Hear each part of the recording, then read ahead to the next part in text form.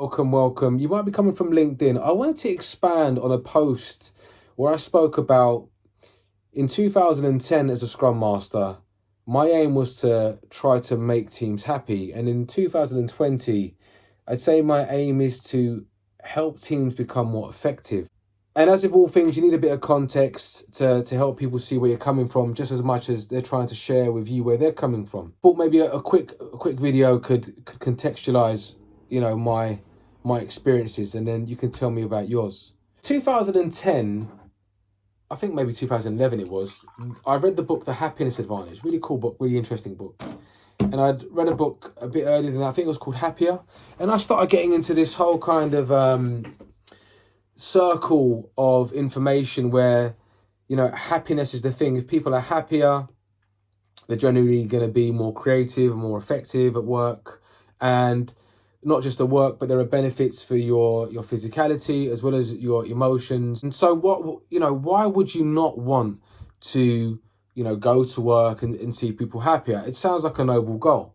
So I proceeded to, go into one of the teams that I'd work with, and there was all these types of things like mood boards, emotional timelines in retrospectives, and also this kind of like emphasis to teams that it's all about joy at work and being happy. And I was thinking, look, this is great. I'm doing some good stuff here.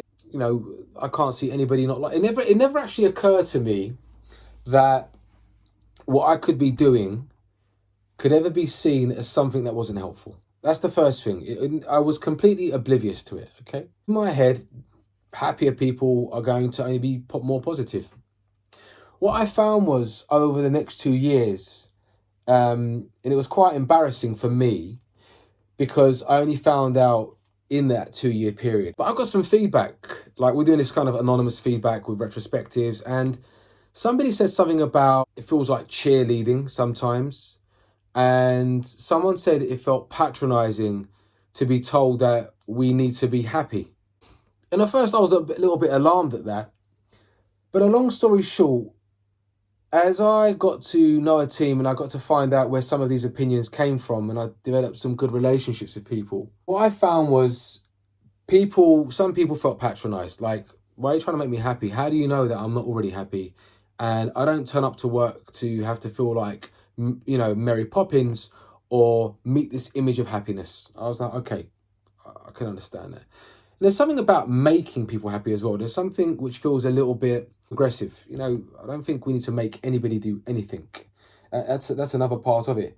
Also, it felt a little bit tiring to at times keep up an act of positivity. To always be the person to look on the bright side, to always be the person to say, hey, such thing's a problem, there's only a challenge, or let's always reframe what we're saying. That can be quite exhausting and also quite irritating for people, right?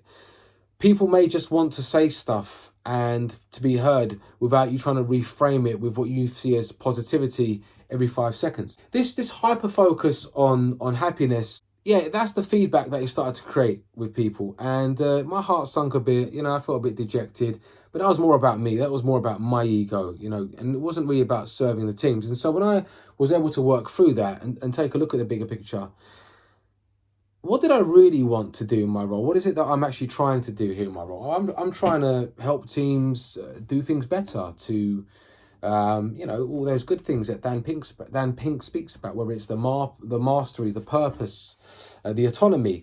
And if you're doing any of these things about trying to make an impact in the world, you're trying to help a business be more competitive, take pride in the work that you're doing, I think you're certainly going to be happy in many moments.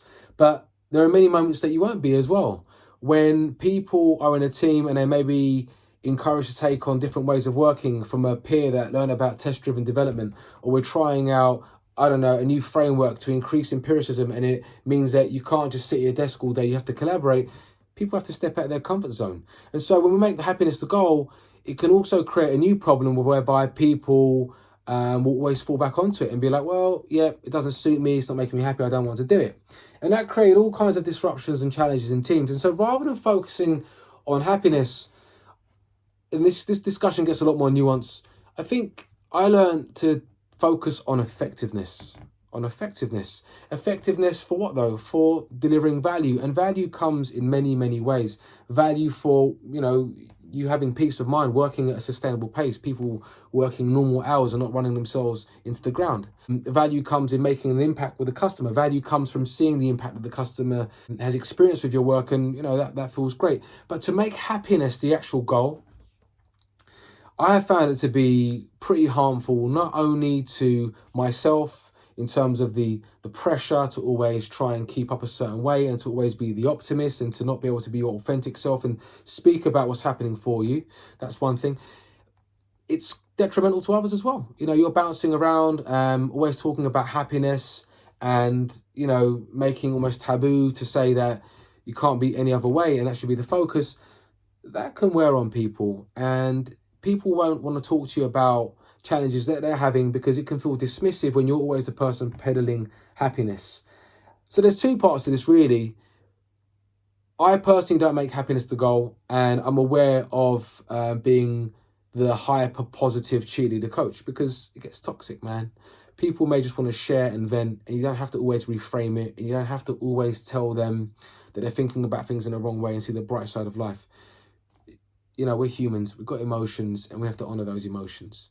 Whether people get stuck there or not, that's another conversation, but creating space for people to say what they've got to say, that's kind of important. And I found out, in my own way. So that's my invitation to you to check out why I don't believe happiness is the right goal, rather effectiveness.